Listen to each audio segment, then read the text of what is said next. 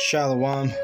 I want to give all the praise, all the glory, all the honor unto Yahweh, Ba'Hashem, Yahushai, Ba'Hashem, Ka, Kudash. Double honors goes out to the elder apostles of Great Millstone for teaching me the truth. Also want to acknowledge all the Akyam who are pushing the truth with sincerity throughout the four corners of the earth. And shalom to the elect of the nation of Israel. All right, so this is Shabai from the Denver GMS camp. Salakia for the background noise. There's some kids playing in the background. So Salakia. But I'm going to go ahead and start at the top without further ado. In Hosea 4:1, it says, "Hear the word of Yahweh, ye sons of Israel, for Yahweh hath a controversy with the inhabitants of the land, because there is no truth nor mercy, nor knowledge of the Most High in the land." And that's what's going on right here in Babylon. There's no knowledge of the Most High. You know, the majority of you don't know the true names of the Most High and the Son, Father and the Son. You don't know Yahweh, Ba'Hashem, Yahushai. The majority of you Israelites, you don't even know that you're Israelites, right? And, you don't know what the true church is, which are the men. There's so many things, there's so many different layers of this truth that you don't know, because there's no truth or knowledge in this land.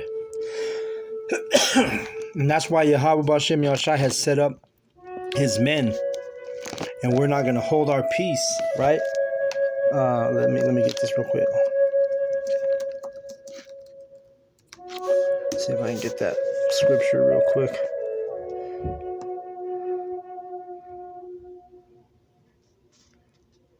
Let's get this.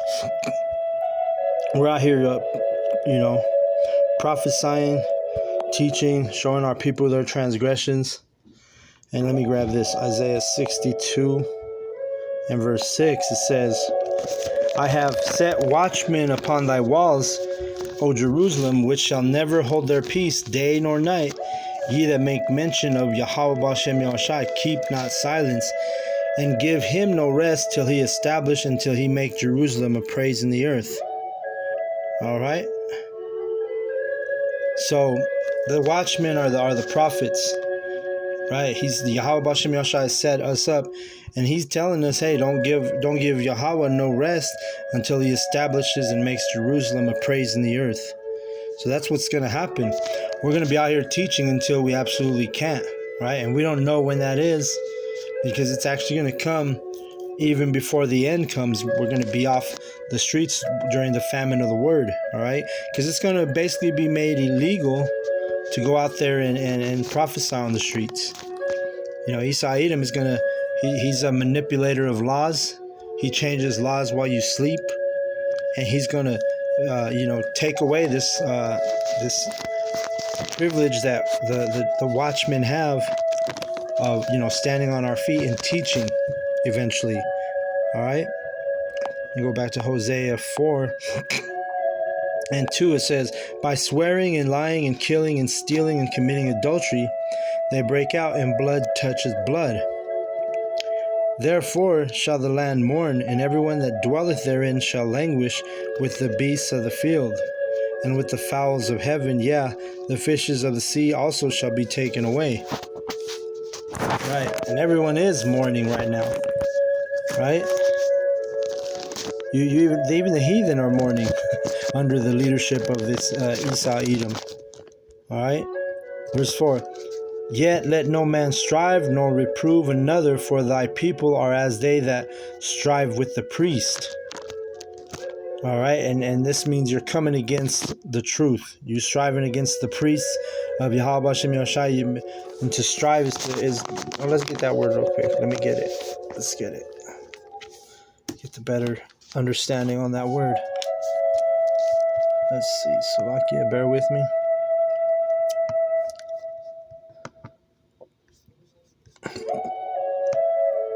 But that's what you do. You strive with the priest. All right.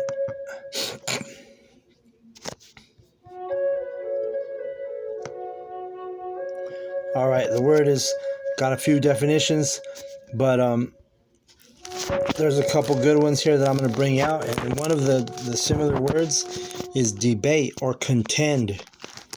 All right, or quarrel, right? To contend against. That's what you people are doing. You have no knowledge, you have no understanding, but yet you have the audacity to come in and strive against the priests of Yahweh Bashem Yahushai, which are those watchmen on the street corners and on the lessons all over Babylon and all over the earth. All right.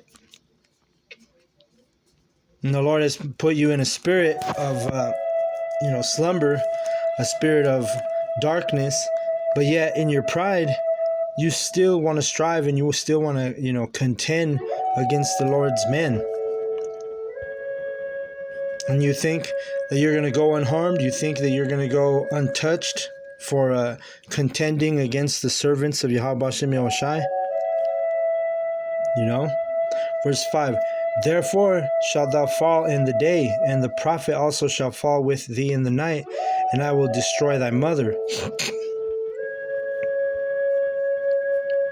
And this is talking about the false prophets, all right? And verse 6, my people are destroyed for lack of knowledge. Because thou hast rejected knowledge, I will also reject thee, and that thou shalt be no priest to me, seeing thou hast forgotten the law of thy power, the Most High. I will also forget thy sons. And it says thy children, but the daughters and the sons are going to be forgotten. The ones who are coming up against this knowledge, come against the Lord's true prophets, the ones who hold the true doctrine. The Most High is going to forget about you because you've been rejecting his mouth, which are his servants, the prophets. You've been rejecting his true doctrine, and you're going to pay for that. As they were increased, so they sinned against me. Therefore will I change their glory into shame. Right, you're going to be nothing but shame, reproach. When everything is revealed, when the truth is revealed, when Yahweh Bashem Yahushai visits the earth, when Yahushai and the angels crack the clouds, you're going to be shame. You're going to wish you listened to your teachers, like it tells you in Proverbs 5. All right, let's keep reading. They eat up the sin of my people, and they set their heart on their iniquity. And there shall be like people, like priests, and I will punish them for their ways and reward them for their doings. Yeah, so you're going to get a reward, that's for sure, but it ain't going to be the one you think. It ain't going to be no good reward. But again, you're going to get your payback. You damn sure. If you're coming against the truth, coming against the Lord's servants, the prophets, whether you're mocking the prophets, whether you're contending with them, whether you're striving with them, whether you're debating them, quarreling with them, you're going to get your payback. You're going to get your reward. For they shall eat and not have enough. They shall commit whoredom and shall not increase, because they have left off to take heed to Yahweh. Whoredom and wine and new wine take away thy heart. Right, because this is our first love. If you're an Israelite, this is our first love, the coming into the true doctrine of Yahweh Bashem Yahushai. New wine is an example of new wine is God and Jesus, modern pagan Christianity. All right, the nation of Islam, calling on Allah, calling on the Buddha, calling on all these false idols, these false doctrines. That's new wine if you're an Israelite. You were never meant to serve those idols. The only reason why you do is because the Lord has cursed you and scattered you among all the nations. So you've been brought up in different captivities, and now you're all, you've basically gone mad. You've gone crazy. You've gone sick in the head. Okay? Verse 12. My people ask counsel at their stocks, and their staff declareth unto them. For the spirit of whoredoms hath caused them to err, and they have gone a whoring from under their power, the Most High. Right, so you're a spiritual whore. You're out here, you're out here worshiping all kind of bullshit instead of the true power, your true power, which is something that actually will profit you, and you reject it, you deny it. And you know, at the end of the day, it's actually Yahweh that has caused you to err, because you know everything's preordained, like I always tell you. And he really don't give a shit about the 2/3 until the kingdom. 2/3 of his own people, 2/3 of you Israelites, the Most High Yahweh does not give a shit about you.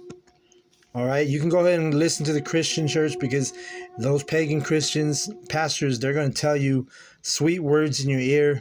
They're going to tell you, they're going to speak like butter to you, and you that's what you prefer. You rather listen to lies than the truth. So the Lord has offered you up to them. See? Verse 13, they sacrifice upon the tops of the mountains and burn incense upon the hills under the oaks and poplars and elms, because the shadow thereof is good. Therefore your daughters shall commit whoredom, and your spouses shall commit adultery. Right? And that's what you have. You have an adulterous generation, and it's because why? You're sacrificing upon the tops of the mountains, which is on all these different nations, these different governments where we're scattered. You're burning incense to you know, demonic forces, and you're unknowingly doing this. You literally feel like, oh, you know, I'm doing a good thing here. My intentions are good, you know. And when it comes down to it, I've said it in the past. Yahweh B'Hashem Yahushai does not care about your intentions. He cares about getting it right. So you need to get it right. And we're living in a time where Yahweh has set up his men to tell you what is right and what is wicked. All right? And if you still can't get it, then guess what? You're preordained to be destroyed. You were set up to be a loser, basically. You're going to lose. Verse 14, I will not punish your daughters when they commit whoredom, nor your spouses when they commit adultery, for themselves are separated with whores, and they sacrifice with harlots. Therefore the people that doth not understand shall fall. Right. And that's you 2/3. The heathen, that goes without saying. But you 2/3 of our people, guess what? This verse 14, is it not already happening? Your daughters, when they commit whoredom, they don't get punished, right? You have when's the last time you seen a woman go to jail because she was unfaithful to her husband here in Babylon? When's the last time you seen a young virgin, you know, who ends up becoming a whore by going and sleeping around?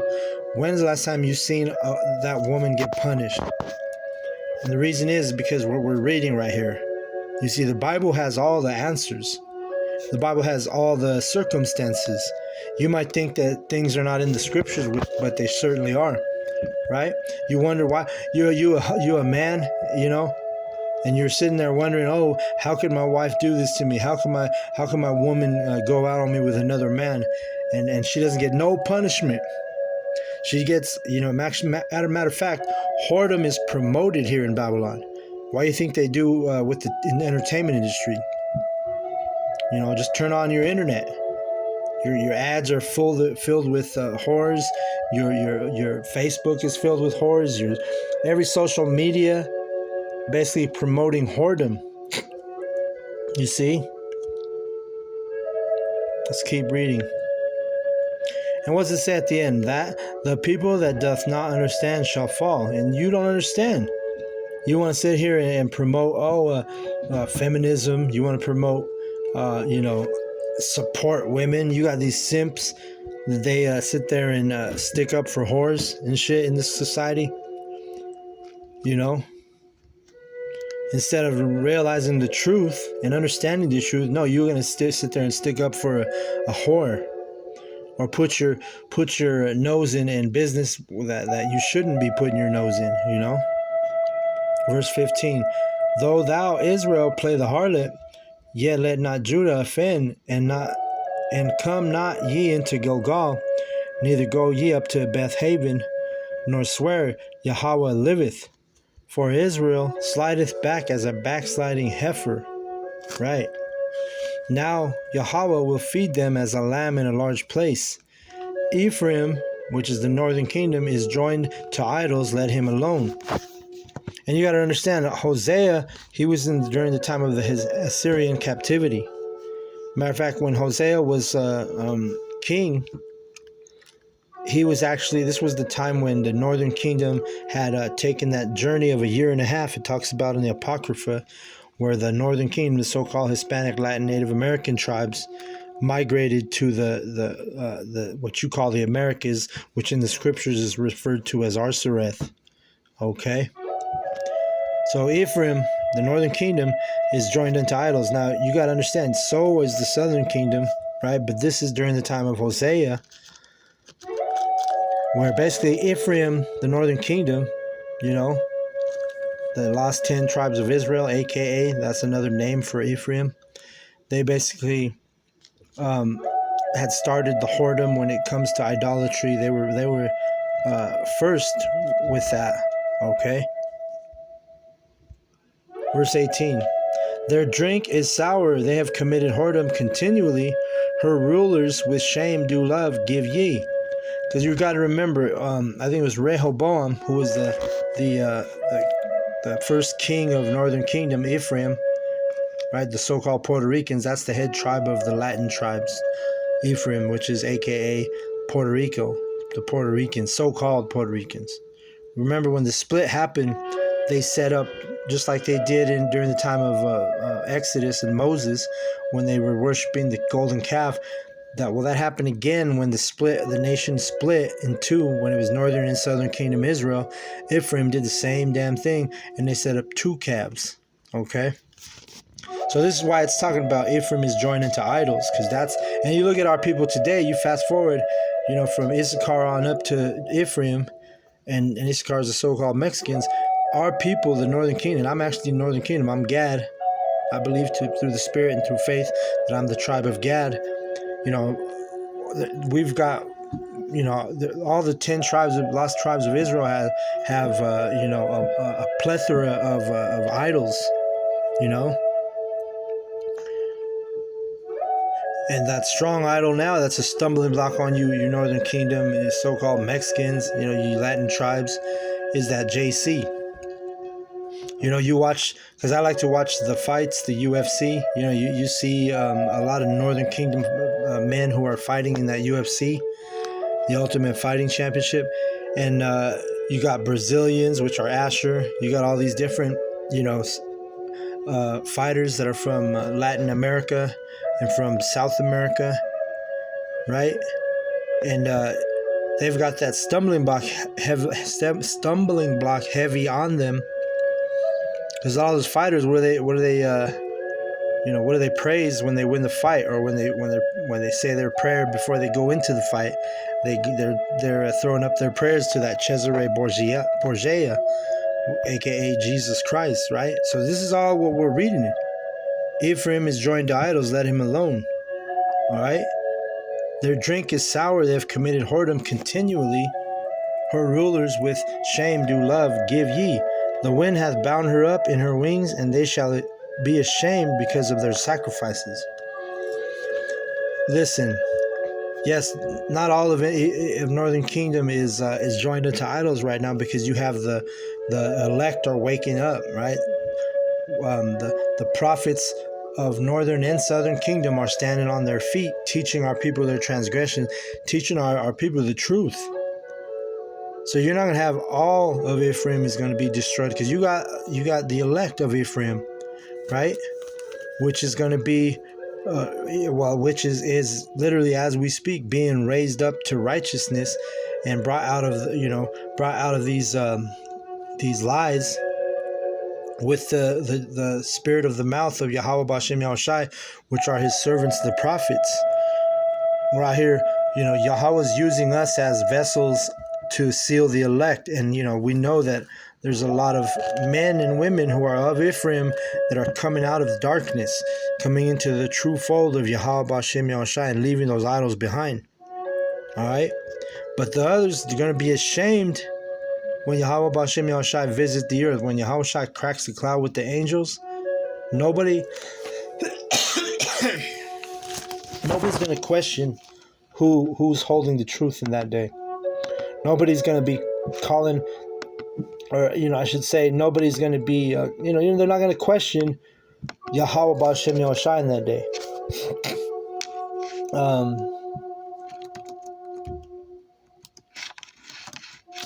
Let me see.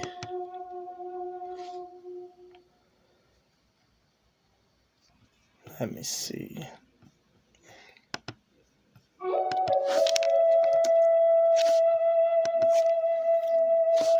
Let me get this real quick, and I'll close out on this. So you got to quit being stubborn, and you will quit being stubborn if you're of the elect. The truth is going to hearken unto you, or I'm sorry, you're going to hearken unto the truth, and you're gonna understand, and you're gonna believe. Right? It says right here. Let me see.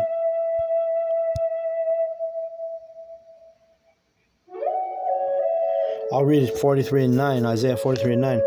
Let all the nations be gathered together, and it's talking about Israelites because we're scattered in all the nations. It says, and let the people be assembled, who among them can declare this and show us former things. Let them bring forth their witnesses, that they may be justified, or let them hear and say it is the truth. Ye are my witnesses, saith Yahweh B'Shem Yahushai, and my servant whom I have chosen, that ye may know and believe me, and understand that I am he. Before me there is no power formed, neither shall there be after me. I, even I, am Yahweh, and beside me there is no Savior. See? So you're gonna have no doubt. Everyone, even the 2/3 and the heathen, they're all gonna understand what's really the most powerful being on the planet Earth, and the two entities is Yahweh B'Shem Yahushai. All right, no one's gonna question who the elect is in that day. All right.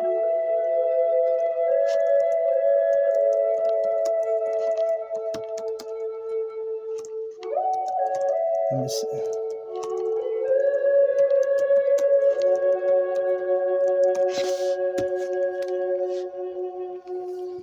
Let me get this real quick. I'll close out on this. 2nd Esdras 16 and verse 73. It says, well, let me see.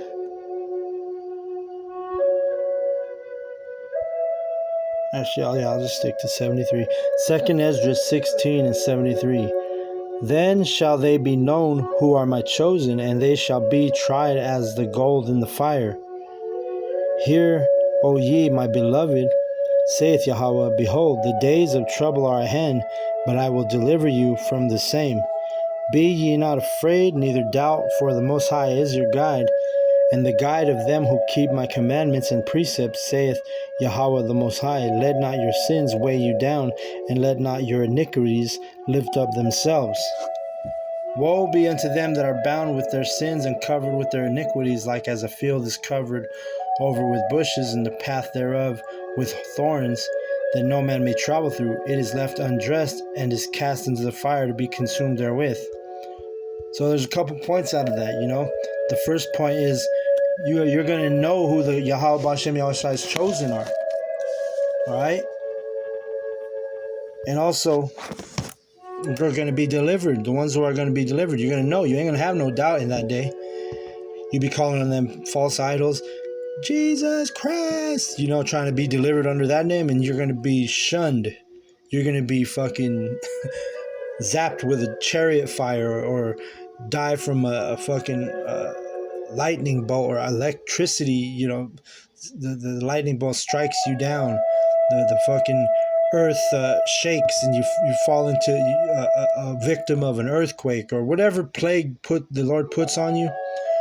You're going to also witness his chosen having salvation, meaning going up in them chariots, right? You're going to witness the men of Yahweh B'Shem Yahushai, the elect, being saved during the time of nuclear fire. Then you're going to know, and you're going to realize, and you're going to regret. You're going to be ashamed. And why didn't I listen to my teachers? I should have listened to them. And I'm talking about you Israelites. You heathen have no choice. You're going to be destroyed. There's no repentance for the heathen. All right? And that's what it is. You're left undressed, meaning naked. You're naked. You Israelites that don't believe in this truth, you're naked. You're undressed. You're with shame. Okay. But